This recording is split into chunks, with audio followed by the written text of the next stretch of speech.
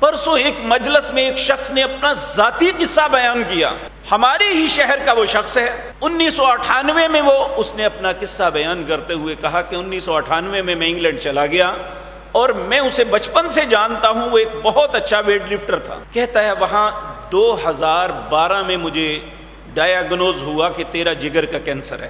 2017 میں انہوں نے جگر کو ٹرانسپلانٹ کرنے کے لیے ایک ڈونر بھی ڈھونڈا اور میرا دوسرے دن آپریشن تھا۔ کہنے لگا آپریشن میں جانے سے پہلے ایک دن پہلے میں نے ڈاکٹر سے پوچھا کیا آپ مجھے زندگی کی گارنٹی دے سکتے، آپریشن کے بعد ٹھیک ہو جاؤں گا؟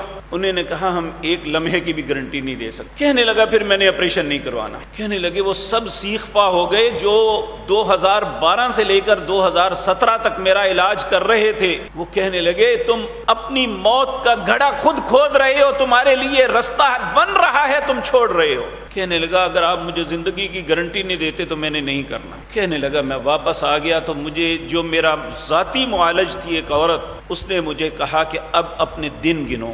میں نے خود اس کی زبان سے یہ ساری باتیں سنی۔ کہنے لگا جب میں گھر آیا تو مجھے پتا چلا کہ ہماری مسجد میں تبلیغ کے لیے کچھ لوگ آئے ہیں، میں نے وہاں پیغام بھیجا کہ کھانا میں دوں گا۔ یہ پتا چلا کہ وہ لندن کے اندر 40 دن تک رہیں گے۔ کہتا ہے میں انہیں دوسری تیسری چوتھی مسجد میں جا کے کھانا دیتا رہا۔ مہینے کے بعد میرے ڈاکٹر جو میرا ذاتی معالج تھی اس نے کہا کہ اپنے آ کے MRI کرواؤ۔ جب میں نے وہاں جا کے کروایا تو وہ بھی اسی طرح معاملہ بنا جو مصر کے اس عرب پتی کے ساتھ۔ کہنے لگے میری رپورٹ دیکھ کے کہنے لگی کبھی میری منہ کی طرف دیکھے کبھی رپورٹ کی طرف، کیا کیا ہے تم نے؟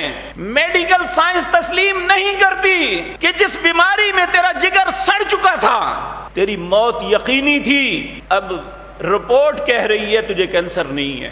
کہتا ہے جب مجھے یہ خوشخبری ملی تو میں نے وہاں پہ فوڈ بینک بنا لیا، جو لوگ کھانا نہیں کھا سکتے تھے ان کے لیے، کہ اللہ نے مجھے اس خیر خواہی کی وجہ سے یہ سب کچھ دیا ہے۔ اور وہ بات اس لیے سنا رہا تھا کہ اب گجرانوالہ میں اس نے یہاں GT روڈ پہ یہ کام شروع کیا۔ کہنے لگا یہ میری زندگی کا اپنا واقعہ ہے، میرے بال میرے دانت سب کچھ جھڑ چکا تھا، میری موت سامنے دیوار کے سامنے تھی، میں کسی بھی وقت موت سے ہمکنار ہو سکتا تھا، لیکن اللہ رب العزت نے مجھے ایسے رستے پہ ڈالا، انسانیت کی خیر خواہی، بھوکے کا پیٹ بھرنا، انسان کی بھلائی، یہی تو اسلام کا حکم ہے۔ اللہ رب العزت کو یہ بات اتنی محبوب ہے، سورۃ دہر کے اندر اللہ فرماتے ہیں وَيُطْعِمُونَ الطَّعَامَ عَلَىٰ حُبِّهِ مِسْكِينًا وَيَتِيمًا وَأَسِيرًا۔ وہ لوگ کتنے خوبصورت ہیں، کتنے اچھے ہیں۔ وَيُطْعِمُونَ الطَّعَامَ، جو لوگوں کو کھانا کھلاتے ہیں، عَلَىٰ حُبِّهِ، اللہ کی محبت میں، مسکینن، مسکین کو، مسکین کون ہے؟ جو کام کرتا ہے اس کے باوجود سفید پوش ہے، اس کے گھر میں پوری نہیں پڑتی۔ کہا وَيُطْعِمُونَ الطَّعَامَ عَلَىٰ حُبِّهِ مسکین۔ دوسرا وَيَتِيمًا، یتیم کو کھانا کھلاتا ہے، وَأَسِيرًا، اور قیدی کو کھلاتا ہے۔